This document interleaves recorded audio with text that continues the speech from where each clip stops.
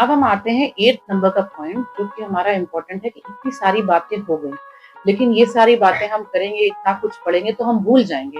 तो हम भूल जाएँगे तो हमारी प्लानिंग कैसे होनी चाहिए? मेरा एक सजेशन है कि हमेशा कोई लिख के प्लान करिए, है ना? और लिख के डायरी में प्लान करिए, हर दिन आप पन्ने पलटते नहीं रह जाएँगे, डायरी बंद रहेगी, आप भी भूल जाओगे, सब भूल जाएँगे। ए4 शीट्स बनाइए हर सब्जेक्ट की अलग-अलग। ए4 शीट्स जब आप बनाते हैं तो उसमें जैसे सब्जेक्ट फॉर एग्जांपल ज्योग्राफी लिखा है, तो एक साइड के कॉलम में आप लिखना शुरू उसमें आप कॉलम्स बना दीजिए। कॉलम में आप लिखना स्टार्ट करिए कि आपको क्या पढ़ना है। कौन-कौन सा 1 नंबर पे मैं ये पढ़ना चाहता हूँ, 2nd नंबर पे ये पढ़ना चाहता हूँ, 3rd नंबर पे ये पढ़ना चाहता हूँ, कुछ भी लिखिए। इसमें जो मोस्ट इम्पोर्टेंट बुक्स हैं, जो बेसिक बुक्स हैं, चाहे एनसीईआरटी क्लास 6 लिखो, ऐसा नहीं कि सिर्फ एनसीईआरटी बल्क में लिख दिया। NCERT class 6, NCERT class 7, NCERT class 8, इस तरीके से लिखिए।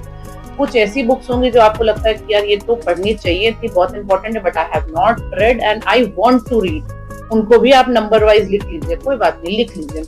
कुछ ऐसी भी चीज हो सकती है, आपको वैल्यू एडिशन मटेरियल लग सकता है कि ये तो मैथ्स की बुक है, इसको लिख दूं, या ये रिवर्स की डिस्कशन की बुक है, इसको लिख दूं। कुछ ऐसा भी लग सकता है आपको जो बहुत फैंसी हो, वो भी लिख दीजिए।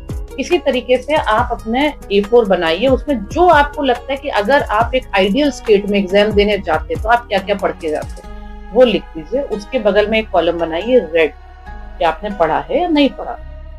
Next column revise part 1, revise part 2, revise part 3। उससे क्या होगा, इस तरीके से आप सारे सब्जेक्ट को भी लिखिए।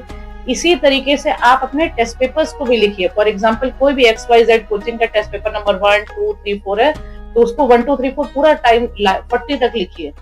आपने सॉल्व किया है कि नहीं, उसका सॉल्यूशन पढ़ा है कि नहीं, उसको रिवाइज किया है कि नहीं, उसको फिर से रिवाइज किया है कि नहीं, उसको फिर से रिवाइज किया है कि नहीं। क्योंकि रिवीजन का हमेशा ये मतलब नहीं होता कि आप पूरा वर्ड टू वर्ड रिवाइज करो। रिवीजन धीरे-धीरे वर्टिकल होने लगता है।